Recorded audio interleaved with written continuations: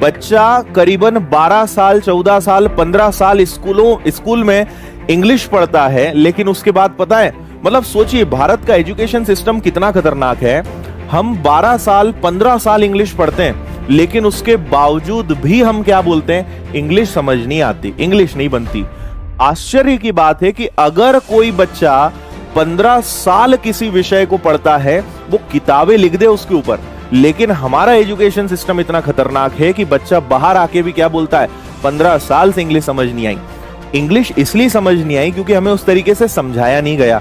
और दूसरी मैं एक उससे भी बड़ी बात बताता हूं, हम भी कम नहीं है। हमने भी इंग्लिश को कभी सीखने के हिसाब से नहीं पढ़ा है।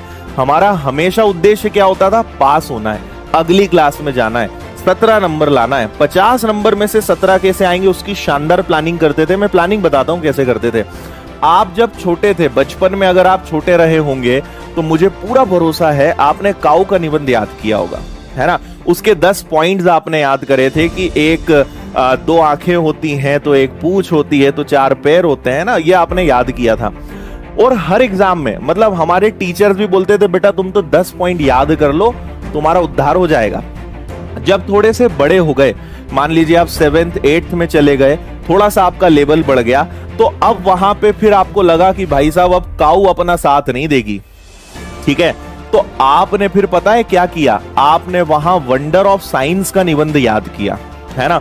और मुझे इतना पूरा दावे के साथ में बोल सकता हूं कि कई बच्चों का ये आखिरी निबंध होगा। उन्होंने स्कूल क्या, कॉलेज क्या, अपने जीवन भर के एग्जाम वंडर ऑफ साइंस से निकाल दिए। कुछ लोग थोड़े से जो होशियार होते थे वो क्या करते थे, वो महात्मा गांधी को भी याद कर लेते थे, है ना। लेकिन बस अब ये तो हमारा हो गया। अच्छा, एप्लीकेशन में जो हमारी एप्लीकेशन राइटिंग आती थी, मुझे उसमें पूरा भरोसा है कि आपने आज तक बुखार जो हमें आता था 2 दिन, 4 दिन, 5 दिन का, most humbly I beg to say that I am suffering from fever since last night, so I am unable to come to school, बस इसके आगे लिखना होता था कब तक। इसके अलावा आज तक कोई निबंध और एप्लीकेशन कुछ याद करने की जरूरत ही नहीं पड़ी, ठीक है। फिर हमारे टीचर्स भी महान थे, वो भी हमें आईएमपी दे देते थे। 17 नंबर की बड़ी सटीक प्लानिंग होती थी और उससे ज्यादा ही नंबर आते थे। इस तरीके से हमने इंग्लिश पढ़ी और आज बड़े प्राउड से बोलते हैं इंग्लिश बहुत बेकार सब्जेक्ट है, आज तक समझ नहीं आया। तो भाई आपने उसके साथ कितना दुर्व्यवहार करा है, आपने कैसे पढ़ा है, ये भी तो उसको देखो। आप अगर ऐसे पढ़ोगे तो कहां से वो आपको समझ में आएगा।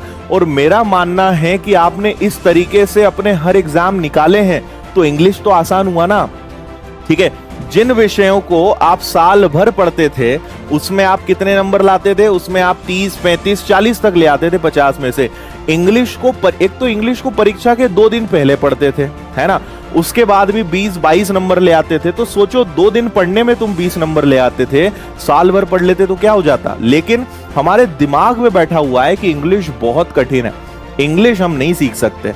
तो ऐसा नहीं है, हमने जैसे मैथ से वैसे इंग्लिश को भी हमने दिमाग में बैठा लिया है कि हम ये सब्जेक्ट नहीं सीख सकते।